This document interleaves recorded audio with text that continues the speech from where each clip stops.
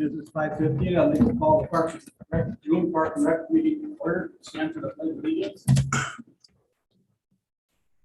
Pledge allegiance to the flag of the United States of America and to the republic for which it stands, one nation, under God, indivisible, with liberty and justice for all. For a motion to adopt the agenda. So move. Seconded. Motion made by Ernie. Seconded by Baker. Comments? All in favor? Aye. Opposed?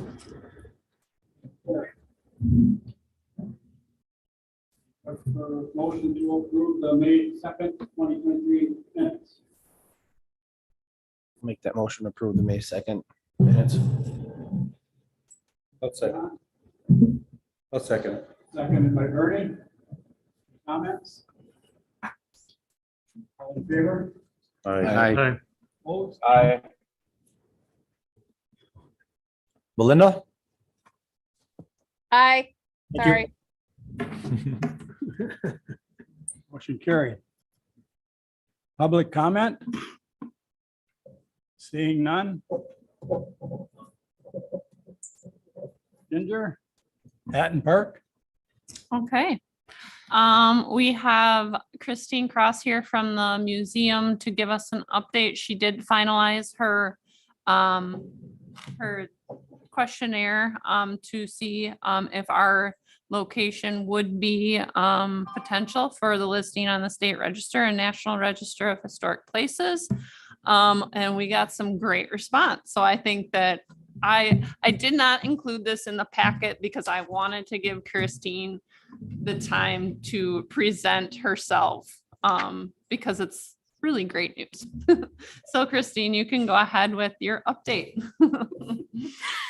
Thank you, Ginger, and thank you, Bob, for allowing me to come. I did want to just kind of briefly go through what we've done since our last meeting. So on April 28th, I submitted the National Register questionnaire to the State Historic Preservation Office. That was kind of the first step in the process to see whether or not Hatton Park would be eligible for a National Register nomination.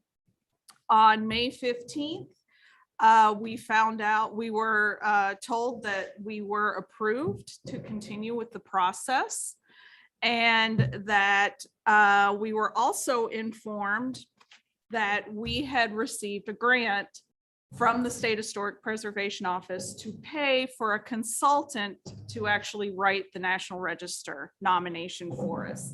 So if you'll recall at our last meeting, the Hatton Stadium Foundation approached this committee to split the cost of hiring a consultant to actually write the nomination. And there was support for that on this committee and on the foundation. And now we don't have to worry about that because we are going to have that paid for us by a grant. And that's actually what the second part of the copies that Ginger handed out involve. This is actually the Foldner grant, and it is awarded, not only are they going to pay for it, they are going to handle the writing the RFP for a consultant. The Historic Preservation Office will actually handle the entire process. So they will pay the person, they will do all of that. What this form is, the consent form, is basically saying that yes, you support this and that we will provide assistance to that consultant, which is something that is perfectly fine in terms of, from the museum's standpoint, with being able to provide them resources and access to the museum collection. Of course, as John had mentioned at the last meeting, there are good resources online with the newspapers being online as well. So the rough timeline for this, between the questionnaire being accepted and when the listing would be decided is about 18 months. So it'll take about a year and a half or so for the nomination to be researched, written, submitted, reviewed, etc. The consultant would need to do a site visit both to the park as well as to the museum. And there probably would be meetings throughout the process. So basically, the consultant would be writing the nomination. This is a persuasive document. This is really laying out the importance of the park. They feel that it would work under criterion A, which is, you'll see that in the information that Ginger brought to you. And I just wanted to touch on that very, very quickly. So with a National Register nomination, you have 4 criteria that you can choose from to try to go under. Criterion A is that the park is associated with events that have made a significant contribution to the broad patterns of our history. So that would be where the WPA project came in. It also may qualify under criterion C, which is that it embodies distinctive characteristics of a type, period, or method of construction. That includes both the landscape and the buildings. So the landscape architect that was initially engaged by the city back in 1935-36, his name was Franz Ost. He was the state landscape architect, and he was from the University of Madison. So there's a possibility that his body of work would also potentially be a criteria. So the person writing the nomination will look at which criteria is strongest, and that's what they will nominate the park under. So very exciting that we get to move forward, and that the State Historic Preservation Office, the Jeffries Foundation, and the Foldner Fund are going to actually help us along with this, and they're very excited about the park also. Great. Any questions for Christine? Does that include the work on the wall, and you work on the wall, or that Yes. No, doesn't? oh, well, no, the nomination would not.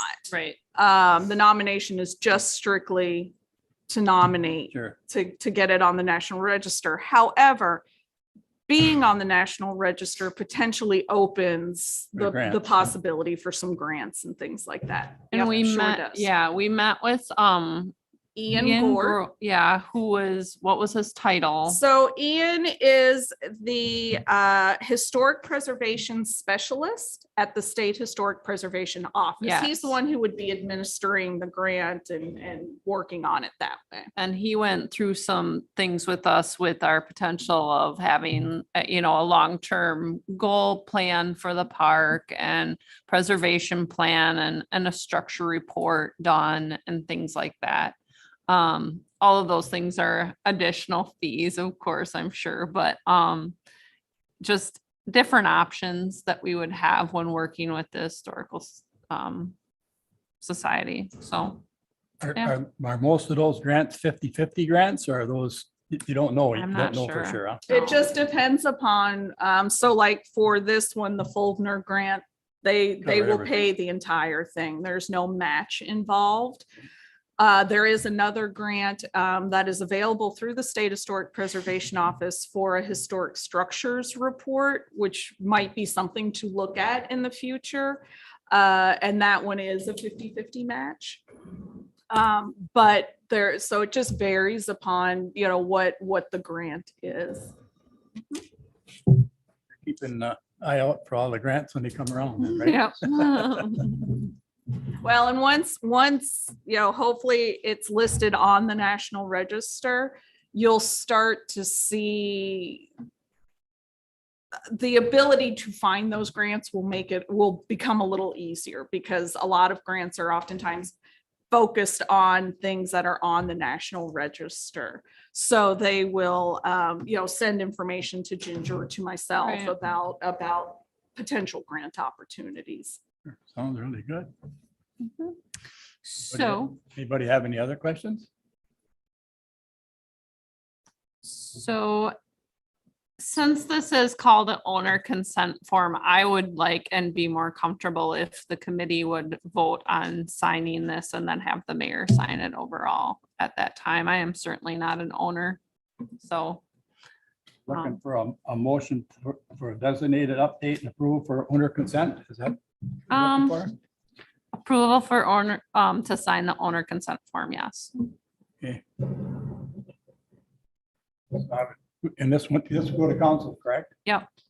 I'm looking for a motion to Hatton Park Historical Designation Update and approval for owner consent. I'll make a motion. I'll second. Charlene made the second, or made the motion. John seconded. Any discussion? All in favor? Aye. Opposed? Aye.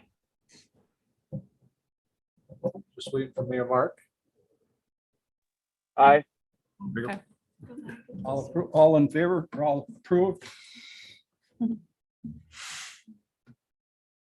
All in favor? Everybody said aye, okay. Public Wi-Fi cross breakdown.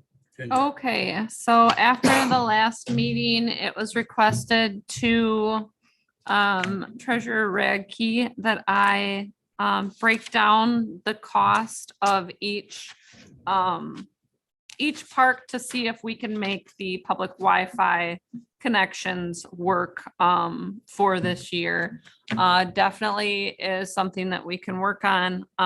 So I did break that down in the memo.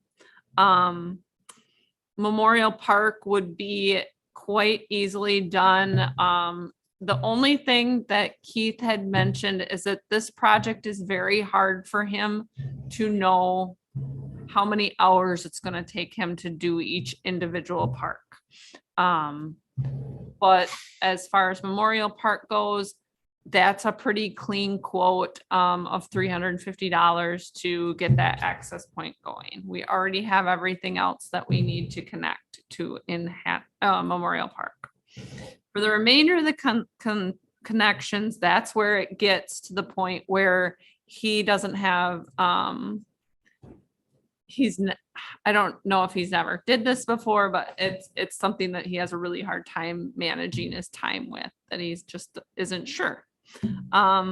As far as the quotes go here, they're not, don't quote me on the quotes, but Pfeiffer Park would be the next easiest to have done. And then Hatton's going to be a big project. We're not ready for that. We don't have the camera system yet. We do have the Wi-Fi bridge set up and ready for that though. So I guess if do you have any questions? I don't know. We don't really need a vote to have any of the parks done, do we, Chad? Nope, because you're taking that operating budget, which has been Right. approved already, but the Right. policy to enact it, Right. that's what you're bringing Yep, up. and that's what I'm gonna talk about next, so. Any questions on the quotes? Looking at a little over $1,100 for. Yeah, yeah. So then just going through, I had sent this policy last meeting with a draft on it. This is the policy that I've put together. Pretty clean. Keith approved it. He thought it was great and covered everything needed. He said that it would be nearly impossible for the public to get into our system through this public Wi-Fi. So if anybody has any concerns about the city's compromise, that wouldn't be something that he would be concerned with. So any questions on the policy?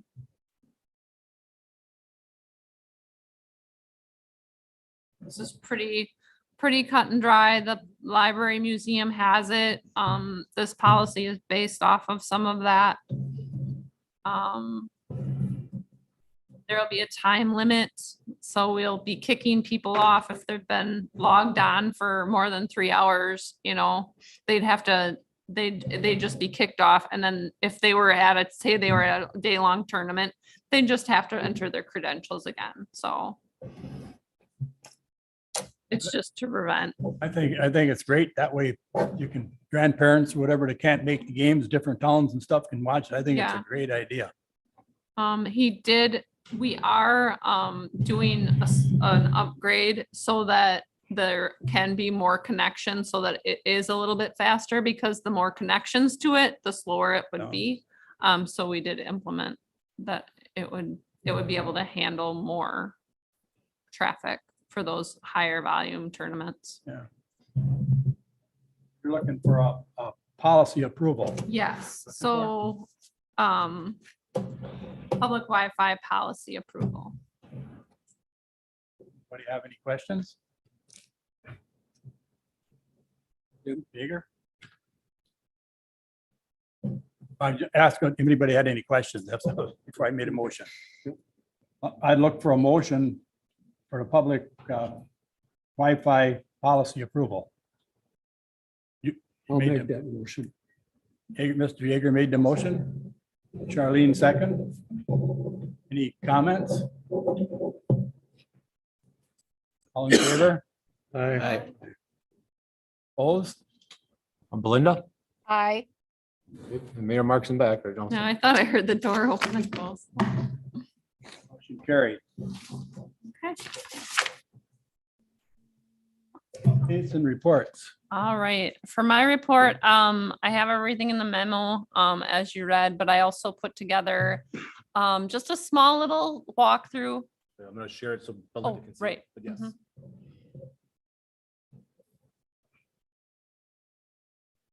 All right. Go ahead. Perfect. Just on Friday, I walked through the Newton Blackmore. Overall, it's very dry, so you'll notice, and I'll just walk you through it. Here you can see that the grass is not growing, and that's something certainly I've addressed with them to make sure that they do reseed and put some straw down there. But if we don't get rain, I don't know. But this is on the trail facing north, looking at the Highway 54. So this is the entrance of the trail. On our right-hand side is the State Highway 45. On the left-hand side is kind of a swampy area, which is actually very pretty in the spring. Here you're just turning around from the spot that you were at and starting to head south.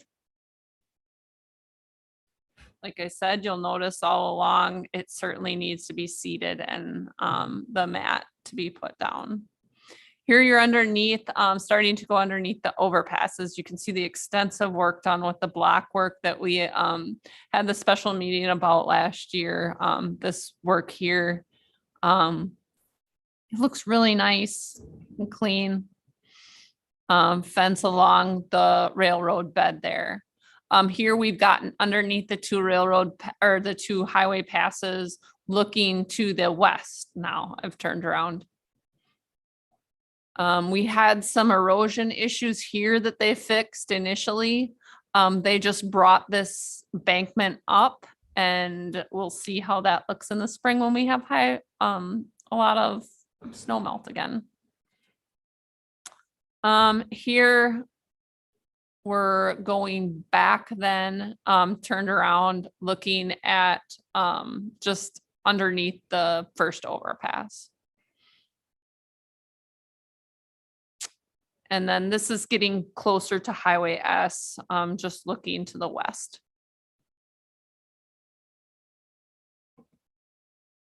Now, these are the slides that I feel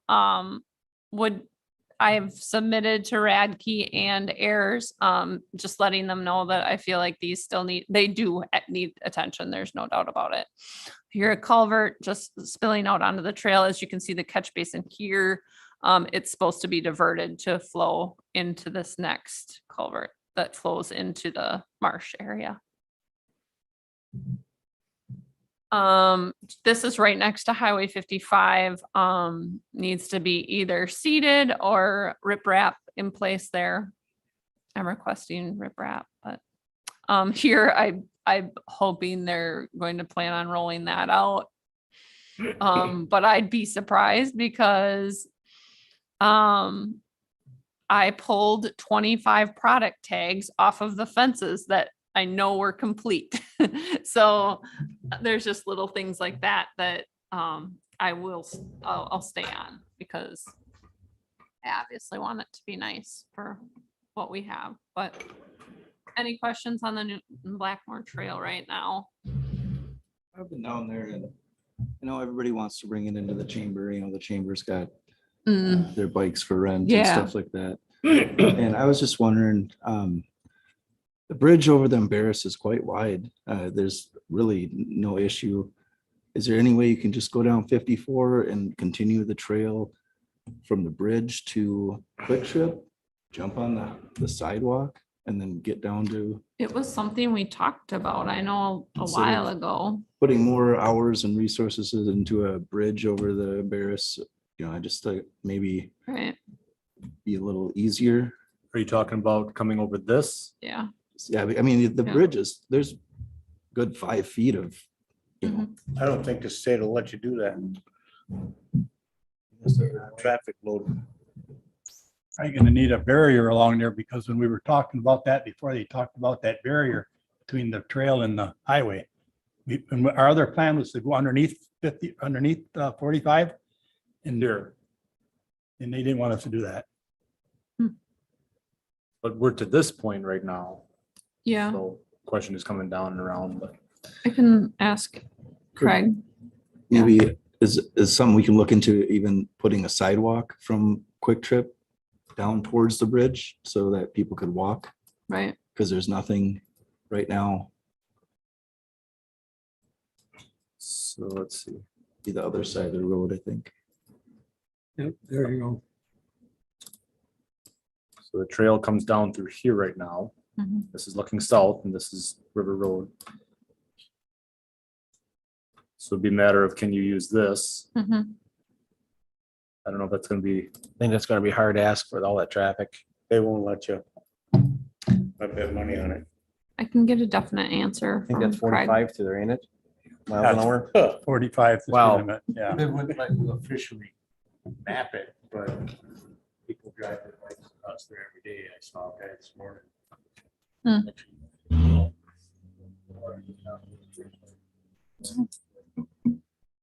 know where he's going. Mm. Stop there and farm. Yeah, I think it's worth it for Ginger just to ask the Yep. question. Do we know? absolutely. Ask the engineers and come. I mean, we're looking at every possible option to get across. Ginger, you said that their initial bridge was to go across by the railroad tracks.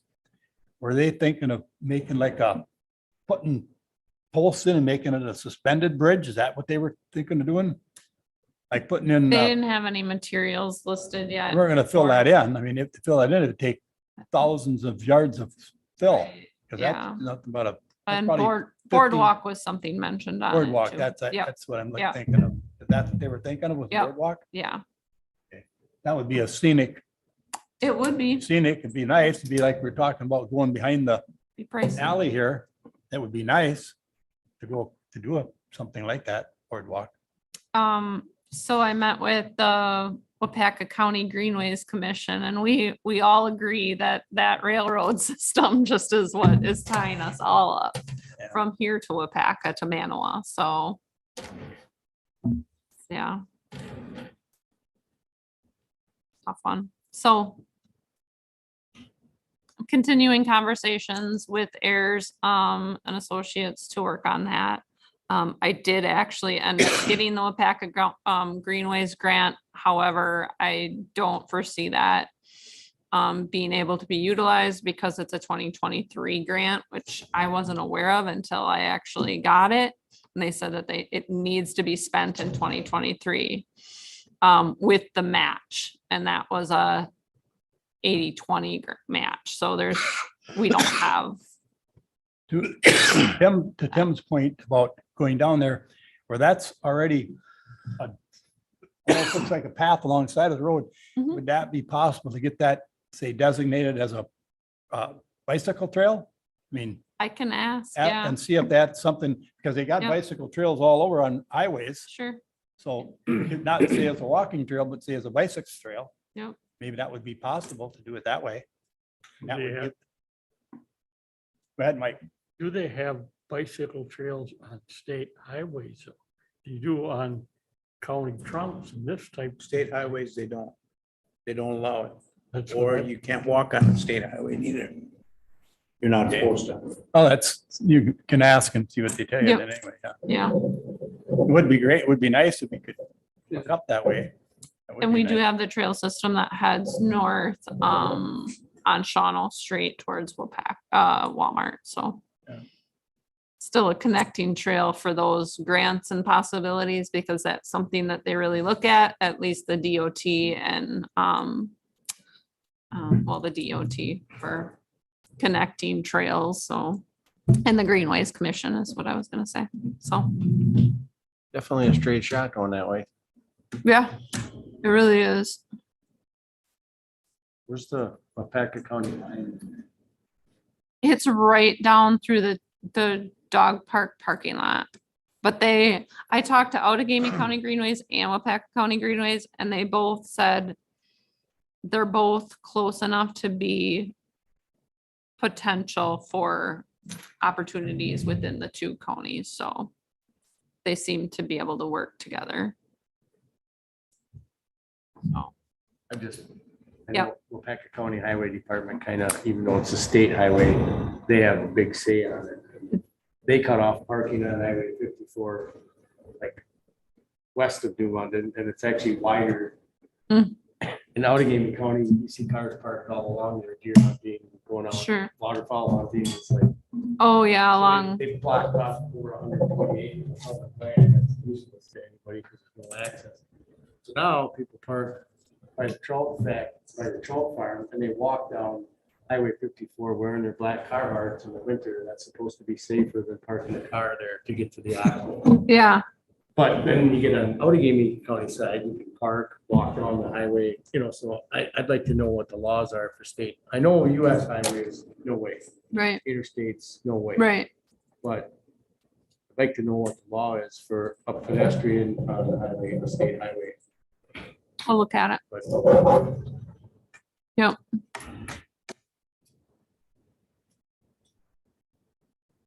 Anything else, Ginger? Mm-mm. Mr. Yeager, you had something you wanted to bring up?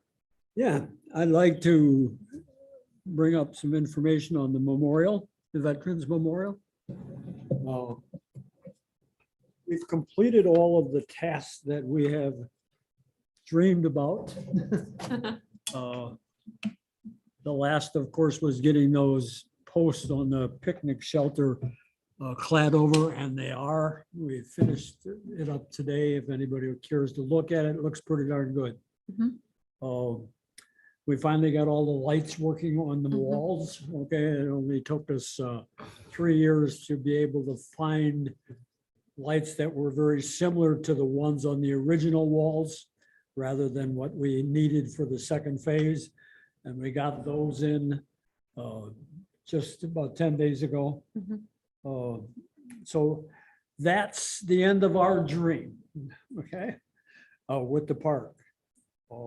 We've been at this thing now for almost 8 years, okay? And it was really just funded totally with our organization, which was the Veterans Memorial Foundation. We do have some funds left over, but we are limited because we're a veterans organization. We're limited to what we can do with those funds. And any donations would have to be involved strictly with other veteran funds, or in this case, we can do some of it with the city, as long as those funds are not used to maintain Taft Park, but the memorial. And that's an agreement that we've had with the council and this group for a number of years already, so I don't think we have to get into that. So where we are right now is we're done. You guys got the responsibility, including me now, okay, for what's there. Just to give you some information, when we first put the walls up, there was room, with the first set of walls, there was room for 1,056 names, okay? Today, there is 1,038 names filled in on those walls, okay? Since then, we went to a phase 2, and that started in late 2017, where we ordered more walls, and there's an additional now space left over for 698 names yet to go on the walls before anything would have to be done, and I don't anticipate that being happening for a long, long time. So what we have done is we had a group meeting a number of months ago for our foundation, and we made some decisions of what we're going to do with leftover funds. And part of that decision was to take 5% of those, or I shouldn't say 25% of those leftover funds and give it to the Park and Rec Department or wherever you guys want to put it. And I have a check right here for $5,397.83. Who wants it? You can give it to Ginger and she can have Judy put When that we in. a filled out segregated those envelope. checks today, there was more than one. I let out a cheer and says, yay, we're broke. Okay. So we are done as a foundation. Totally.